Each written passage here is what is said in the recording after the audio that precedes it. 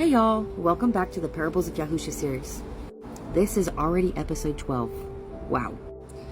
By now, y'all already know we are looking at his stories and we're taking a deeper dive on it. Digging as deep as we can through the Hebraic lens, through Torah, and through the whole word. Let's dig in. This one is about the two builders. So we're going to be looking at Matthew, which is Matthew 7:24 through 27.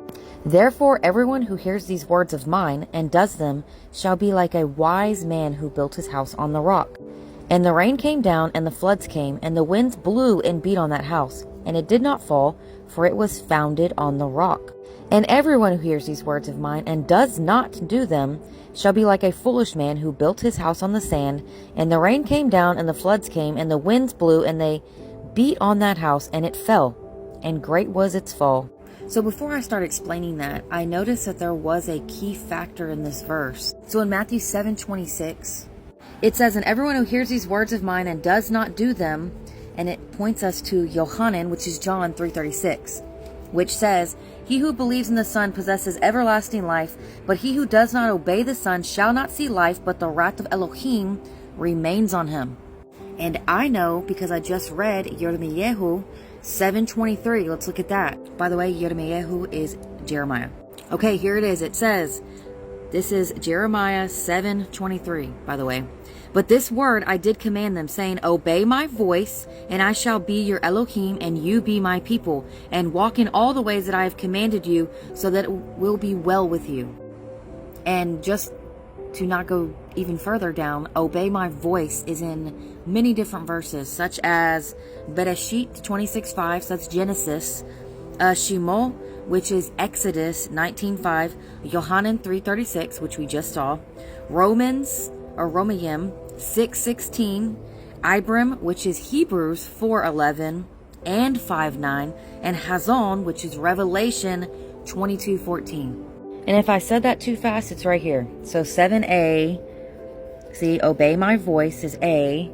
So these are all of the verses. If you want to just take a screenshot and you can look them up yourselves, you can just see how it echoes all throughout the Bible. Okay, so back to the parable of Yahusha. This is the conclusion of Yahuwah's entire Sermon on the Mount. The rock, what does that represent? It represents obedience. This is the same foundation spoken of in Deuteronomy 32:4, where it says, he is the rock, his work is perfect, for all his ways are right ruling. And the sand, what does that represent? It represents hearing the truth but never walking it out. So in Hebrew thought, that means wisdom isn't knowledge. I know it sounds really crazy, but just stay with me. They think it is action. That is what the thought means to them in the Hebrew thought. Tehillim, or Psalm 111:10, tells us the fear of Yahuwah is the beginning of wisdom. I do have a whole Proverbs series, and that talks about that too. Many times it tells us that the fear of Yahuwah is the beginning of wisdom. And then it goes on to say, all those doing his commands have good understanding. And I do want to say that this is why so many today are crumbling. They have built their faith on sand. And I'm talking about the man-made doctrines, churchianity views, Babylon's comforts, celebrating Christmas, Easter, Halloween. Babylon, or churchianity, tells you that obedience is not required. Torah says obedience is love. And Yahusha said himself, if you love me, you will guard my commands. So I'm telling y'all now, come out of Babylon. Wake up.